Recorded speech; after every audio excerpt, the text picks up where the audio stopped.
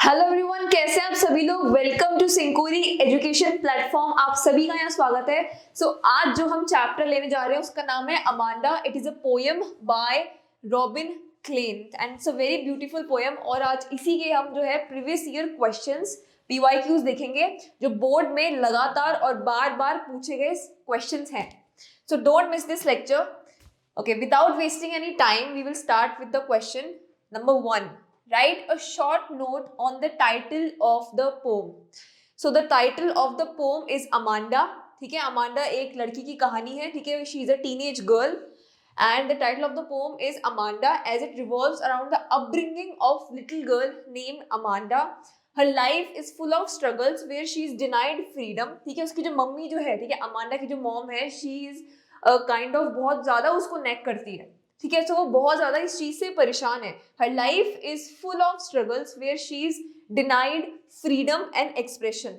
Amanda is so much irate that she escapes reality. और वो इस चीज से इतना ज्यादा इरिटेट हो चुकी है कि वो रियलिटी से अब बचना चाह रही है by living in her imaginative world. ठीक है, जैसे नॉर्मल टीनेजर्स होते हैं, ठीक है, अपने ही जो ड्रीम्स होते हैं उसी में वो खोए रहते हैं. लाइक सेम ऐसे ही अमांडा भी जो है अपनी प्रॉब्लम्स को फेस करने की बजाय जो है वो जो है उससे दूर भाग रही है और अपने ही अलग दुनिया बना रही है अपनी ड्रीम्स के अंदर. Right, through this gateway she experiences calmness away from her nagging parents. ठीक है, ऐसे पेरेंट जो उसे बहुत ज्यादा नैग करते हैं. ठीक है, okay, next question है, why is Amanda getting scolded for having chocolate? So Amanda is getting scolded for having chocolate as previously it had caused her acne. क्योंकि पिछली बार, ठीक है, उसको चॉकलेट खाने से एक्ने हो गए थे. Amanda's mother is very particular about such things. Amanda is made conscious about her physical appearance. ठीक है, it is very sad that at such young age Amanda is made to worry about natural experiences.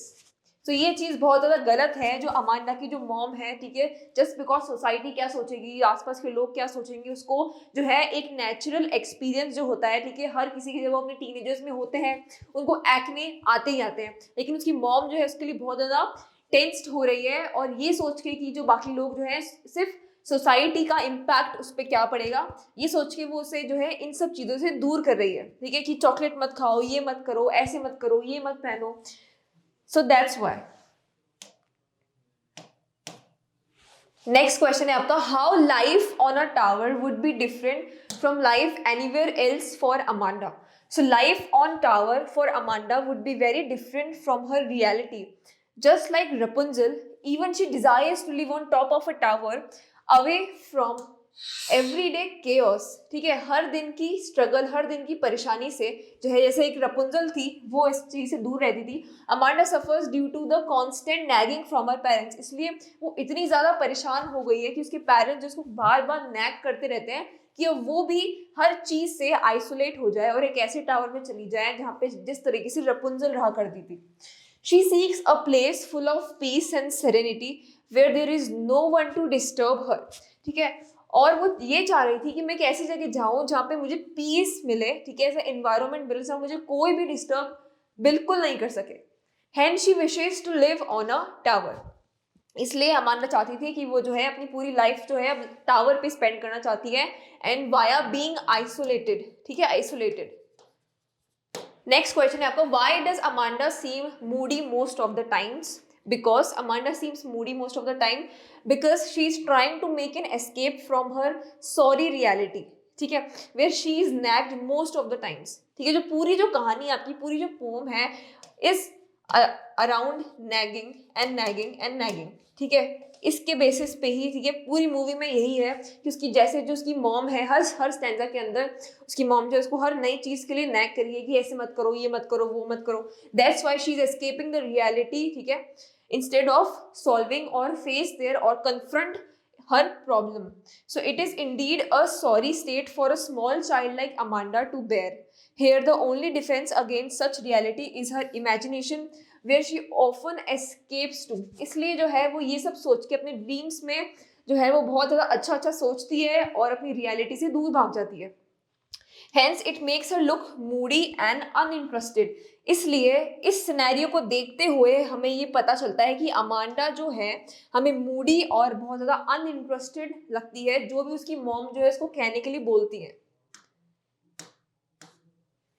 Next question, why does Amanda wish to be a mermaid, an orphan or Rapunzel? So Amanda wishes to be a mermaid so she could drift along by blissfully languid emerald sea. ठीक है, वो last stanza के अंदर आपको देखने को मिलेगा कि अमांडा जो है एक विश करती है कि काश मैं एक मर्मेड होती ताकि मैं नदी के किनारे बैठकर जो सी की लहरें उस पर मैं तैर पाती, ठीक है, आराम से रह पाती.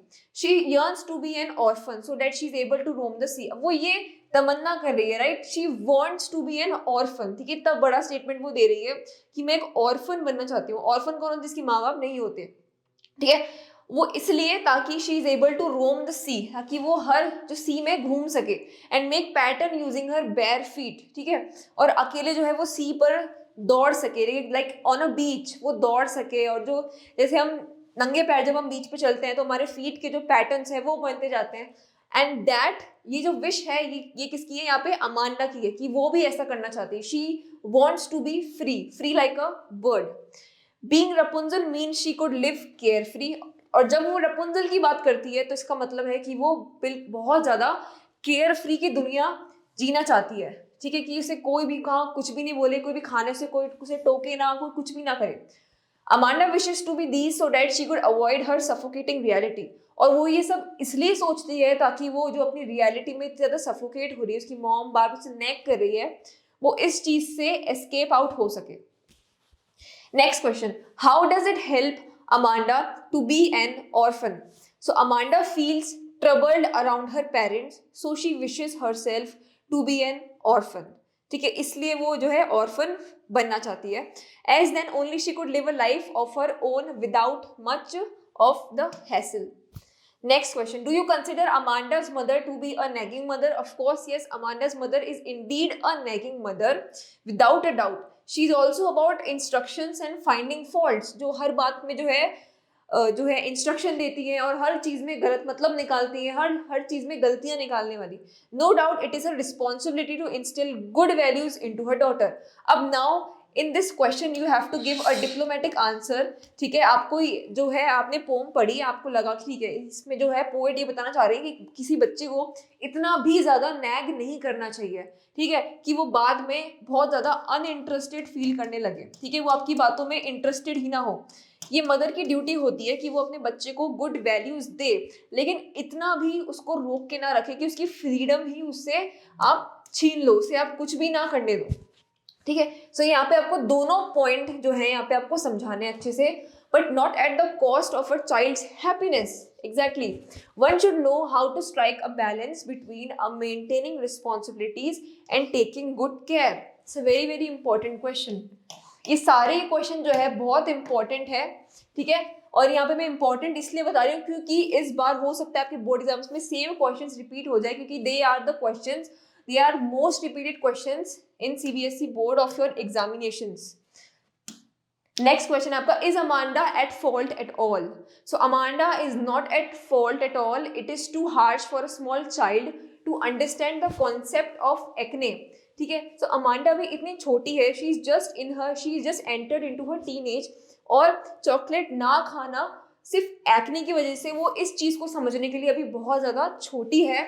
ठीक है, love of parents is missing from Amanda's life. ठीक है, जो पेरेंट्स का उसे प्यार मिलना चाहिए था वो उसे नहीं मिल पा रहा है, बजाय सिर्फ और सिर्फ डांट के. It is with pity that we look towards Amanda. There is nothing worst for a child who wishes to be an orphan.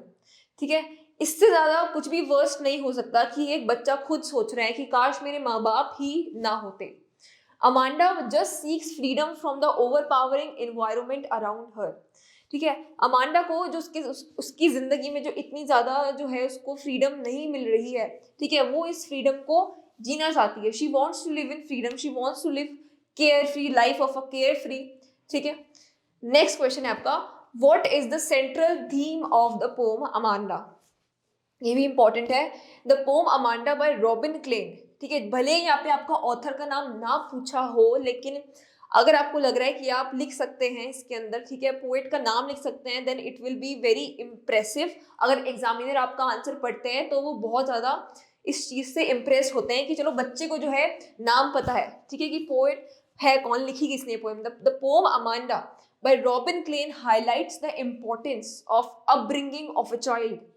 It points out that upbringing doesn't involve making a child responsible and fit for the society only.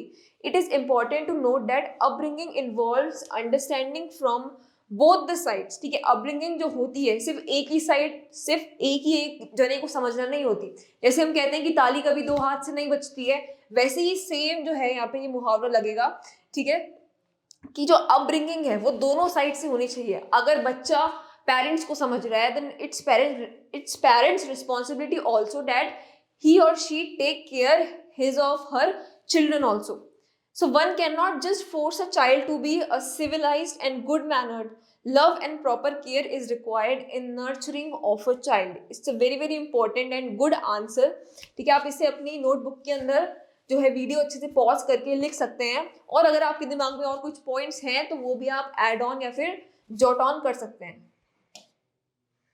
Okay, now it's a part of long question and answer.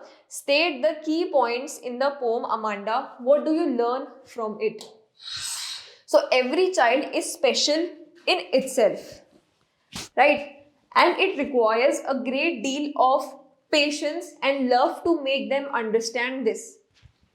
Very good point. Parents should give proper space to children. So parents को जो है children को भी एक अपना खुद का privacy, एक space देना चाहिए कि जैसे वो जो है अपने experiences सीखे, as they learn through experiences as well. Children do tend to learn certain bad habits. बच्चों को कई बार गलत आदत लग जाती है। To undo that requires great level of understanding and right approach. One cannot teach their child everything in one day. एक ही दिन में जो है आप अपने बच्चे को सब कुछ नहीं सिखा सकते, except them to behave properly henceforth. It's a very very good and important point to learn from it. And it is natural for a child like Amanda to seek freedom at her place. To curb that freedom means to make her angry. curb का मतलब क्या होता है? Curb means to control, या फिर आप कह सकते हैं control. That freedom means to make her angry and moody. और इस चीज से वो समझ नहीं रही है अपनी मम्मी को, वो सिर्फ और सिर्फ एंग्री और बहुत ज्यादा अनइंटरेस्टेड हो रही है अपनी मॉम की बातों के लिए। and these things will only make her moody. So growing up of child should not be about do's and don'ts only. To have nagging parents judging every action of child would do more harm than good. Robin Klein points to the fact that Amanda is forbidden to do anything without seeking permission. Everything she does, it is corrected by her mother all the time. She cannot perform a single thing according to her will. She can't sit lazily around. She can't eat chocolate for that cause acne. अब यहाँ पे आप जो है अपने हर जो stanza के जो है यहाँ पे आप पॉइंट्स उठा सकते हैं कि उसे चॉकलेट क्यों नहीं खाने दिया जा रहा था, ठीक है, वो मरमेड क्यों बनना चाह रही थी, why she wants to be the orphan, right? When Amanda wishes to be an orphan so that she could be free. So these ये जो पॉइंट्स है आप यहाँ पे ले सकते हैं, और यहाँ तक आपने जो है अपनी बात को समझाने की कोशिश की है, ठीक है। और यहाँ भी देखिए आपने जो है रॉबिन क्लेन का आपने यहाँ पे नाम डाला है। इवन इफ सो जो है एग्जामिनर आपसे नहीं पूछता है पोएट का नाम, आप उसको लिख कर आइए, ठीक है। ओके, सो ये था हमारा आज का PYQ सेशन, ठीक है, अमांडा बाय रॉबिन क्लेन। सो आज के लिए इतना ही। Thank you everyone.